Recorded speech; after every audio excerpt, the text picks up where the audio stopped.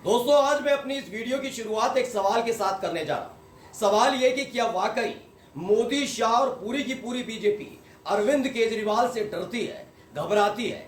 यह सवाल मैं इसलिए कर रहा हूं दोस्तों, क्योंकि आपको एक दिन पहले मैंने खबर दिखाई थी कि शाम ढलते ढलते कोर्ट से आदेश आया था कि जिस कथित शराब घोटाले मामले में दिल्ली के चुने हुए मुख्यमंत्री अरविंद केजरीवाल को गिरफ्तार करके जेल की सलाखों के पीछे ठूसा गया, राव रेवेन्यू कोर्ट ने ईडी की सारी दलीलों को खारिज करते हुए ईडी के अधिकारियों को लताड़ लगाते हुए साफ साफ कह दिया था कि अरविंद केजरीवाल को जमानत मिलकर रहेगी। अरविंद केजरीवाल को जमानत मिल गई थी, लेकिन जानते हैं कोर्ट के अंदर ईडी ने 48 घंटे का वक्त मांगा था कि आप हमें 48 घंटे का वक्त दीजिए जो बॉन्ड साइन होगा उसके लिए। यानी बॉन्ड साइन होते ही अरविंद केजरीवाल जेल की सलाखों से बाहर आ जाते, लेकिन ईडी चाहती थी कि इन 48 घंटों के भीतर दिल्ली हाईकोर्ट का दरवाजा खटखटाया जाए और अरविंद केजरीवाल की रिहाई पर रोक लगवा दी जाए। लेकिन सारे के सारे मंसूबे धरे के धरे रह गए। लेकिन इन सब के बीच ईडी पहुंच गई है दिल्ली हाईकोर्ट और अब साफ हो गया है कि मोदी, शाह, बीजेपी और पूरी की पूरी मोदी सरकार नहीं चाहती कि अरविंद केजरीवाल जेल की सलाखों से बाहर आए। नमस्कार, मैं हूं प्राज्वल गौतम और आप देख रहे हैं टाइम्स एक्सप्रेस। क्यों बुरा लगता था ना गोदी एंकरों को, पत्रकारों को, बीजेपी के नेताओं को, मंत्रियों को, सांसदों को, विधायकों को और मोदी शाह को कि भाई आखिरकार ये विपक्ष बार बार ये क्यों कहता है कि संविधान पर हमला है, लोकतंत्र पर हमला होता है, कैसे बोलने की, आलोचना करने की सारी की सारी आजादी ये छीन रहे हैं, कैसे तानाशाही चरम पर पहुंच गई है। जब ये आरोप विपक्ष की तरफ से लगाए गए तो बताया गया कि विपक्ष बौखलाया हुआ है। वो बात अलग है कि मोदी कैबिनेट में शामिल इतने घिनौने लोगों के साथ बैठने में कोई शर्म नहीं है। घिनौने का मतलब समझ लीजिएगा, कर्नाटक के जो नेता हैं, मतलब मुख्यमंत्री रह चुके हैं और इस देश के प्रधानमंत्री रह चुके एचडी देवेगौड़ा का पोता प्रज्वल रेवन्ना, जिसके अश्लील वीडियो सामने आते हैं, लेकिन उसके बावजूद भी न केवल प्रचार किया जाता है बल्कि चुनाव परिणाम आने के बाद उनके चाचा को मोदी कैबिनेट में शामिल कर लेते हैं मोदी जी। अब सोचिए, एक अश्लील व्यक्ति के चाचा को अपनी कैबिनेट में मोदी जी ने शामिल कर लिया है। फर्क नहीं पड़ रहा इस आदमी को, लेकिन हां, अरविंद केजरीवाल से दिक्कत है, मनीष सिसोदिया से दिक्कत है, संजय सिंह की दिक्कत है। अब आपको दिखाने जा रहा हूं कि आखिर क्या साजिश रची जा रही है। खबर यह है कि अरविंद केजरीवाल की को जो जमानत मिली है उसके खिलाफ ईडी के अधिकारी पहुंच गए दिल्ली हाई कोर्ट और दरवाजा खटखटाया। सबसे पहले खबर दी कि क्या लिखा है आज तक ने, क्या जेल से बाहर आ पाएंगे केजरीवाल?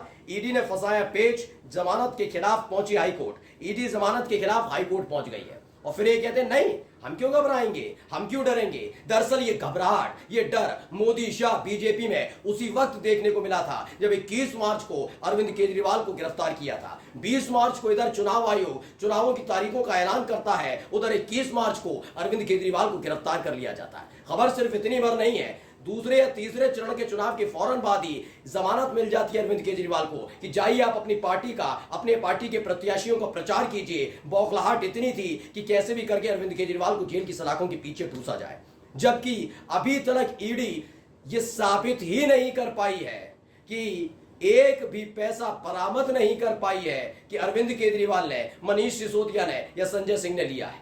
पैसा बरामद ही नहीं कर पाई। ये होनहार एजेंसी है। ये समझ में आता है कि कैसे फर्जी तरीके से फंसाया जा रहा है, लेकिन जेल के पीछे ही रहे अरविंद केजरीवाल। उसके लिए क्या किया गया? जैसे ही राव रेवेन्यू कोर्ट ने जमानत दी वैसे ही पहुंच गए दिल्ली हाई कोर्ट। खबर आगे दिखाने जा रहा हूं, खबर पढ़िए। खबर में लिखा है प्रवर्तन निदेशालय ने, ईडी ने अरविंद केजरीवाल की जमानत के आदेश को दिल्ली हाईकोर्ट में चुनौती दी है, जिस पर सुनवाई जारी है। जस्टिस सुधीर कुमार जैन और रविंद्र डुडेजा की अवकाश पीठ मामले की सुनवाई कर रही है। ईडी की तरफ से पेश वकील ने कहा कि निचली अदालत में हमें इस मामले पर बहस करने के लिए पर्याप्त समय नहीं दिया गया। ईडी क्या कह रही है? हमें दिया ही नहीं गया, हमें समय नहीं दे रहे। भैया कितना समय लोगे?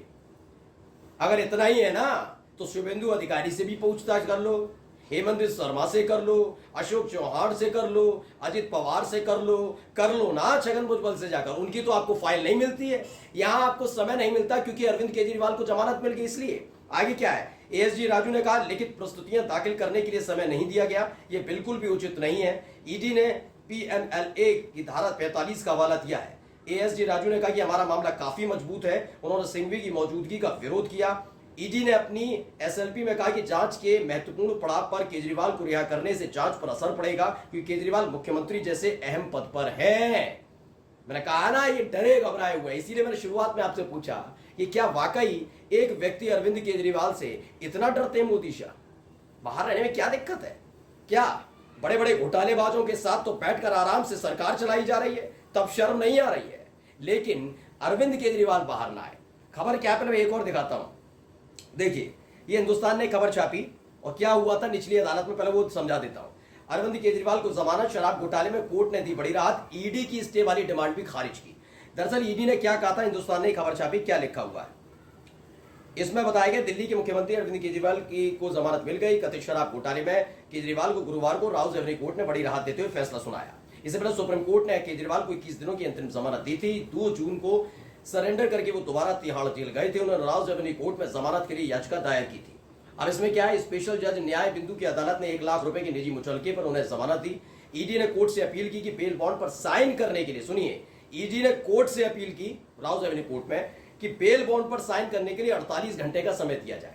मतलब अरविंद केजरीवाल बेल बॉन्ड पर साइन ना करें, साइन करेंगे जेल से बाहर आ जाएंगे, फिर सारे मंसूबे धरे के धरे रह जाएंगे। और जितने ईडी के अधिकारी क्या मुंह दिखाएंगे अपने आका को कि नहीं रोक पाए, नियम कायदे कानून कैसे समझाएंगे। तो कई बार फटकार खा चुके, कई बार लताड़ खा चुके ये तमाम अधिकारी ईडी के, जो आका के आदेश पर काम करते हैं, ये कोर्ट में क्या दलील दे रहे थे, कह रहे थे कि 48 घंटे का समय चाहिए हमें, कि बस 48 घंटे तक अरविंद केजरीवाल जो बॉल बॉन्ड है उस पर साइन न करें, बेल बॉन्ड पर, जिससे बेल बॉन्ड पर साइन कर देंगे, जमानत हो गया, बाहर आ जाएंगे। ये सोचिए। लेकिन क्या कहा गया कोर्ट की तरफ से, क्या है देखिए, ताकि आदेश को ऊपरी अदालत में चुनौती दी जा सके। जज ने कहा कि आदेश पर कोई स्टे नहीं होगा, यानी साफ कर दिया गया राउज एवेन्यू कोर्ट की तरफ से कि हम तो कोई स्टे नहीं लेने देंगे। आप जाइए दिल्ली हाई कोर्ट चाहिए, कुछ भी करिए, बेल बॉन्ड साइन होगा। यानी फटकार खा रहे हैं, शर्म नहीं आ रही, लेकिन पहुंच गए कहां, हाई कोर्ट पहुंच गए। मैंने कहा ना, शाम को तलब कर लिए जाएंगे सारे अधिकारी। अगर आज अरविंद केजरीवाल रिहा हुए तो यकीन मानकर चलिए इन अधिकारियों को तलब किया जाएगा। लताड़ फटकार पड़ने वाली कर क्या रहे हो, मोटी रकम लेते हो सैलरी के तौर पर, आशीर्वाद प्राप्त हो, उसके बावजूद कुछ नहीं कर पा रहे, हमारे विरोधियों को, हमारे विपक्षियों को रोक नहीं पा रहे, जेल की सलाखों में ठूसने का इतना पर्याप्त मौका दिया, फिर भी जानते हैं कि बौखलाहट क्या है। देश के सामने इनका कच्चा चिट्ठा खुल गया। कैसे? जिस कथित शराब घोटाले मामले में अरविंद केजरीवाल, मनीष सिसोदिया, संजय सिंह, यानी पूरी की पूरी दिल्ली सरकार को जेल में ठूसने का प्लान इन्होंने तैयार किया, उसी मामले के 2 आरोपी हैं और दोनों के दोनों आरोपियों से बीजेपी की निकटता है। एक ने बकायदा इनको चंदा दिया था, उसे तुरंत बना लिया सरकारी वकील। दूसरे ने भी क्या किया, मोदी शाह के सामने घुटने टेके, माथा टेका। टीडीपी जो एनडीए का घटक दल है, यानी बीजेपी का साथी आंध्र प्रदेश के अंदर, उसकी टिकट पर वो मुख्य आरोपी, कथित शराब घोटाले का आरोपी, वो चुनाव लड़ता है। ये सब खेल हो रहा है इस देश के अंदर, ये देश की अदालतें देख रही हैं, इसीलिए कोर्ट ने जमानत दी है। अब दिल्ली हाई कोर्ट में क्या लताड़ पड़ती है वो भी हम आपको दिखाएंगे। नमस्कार।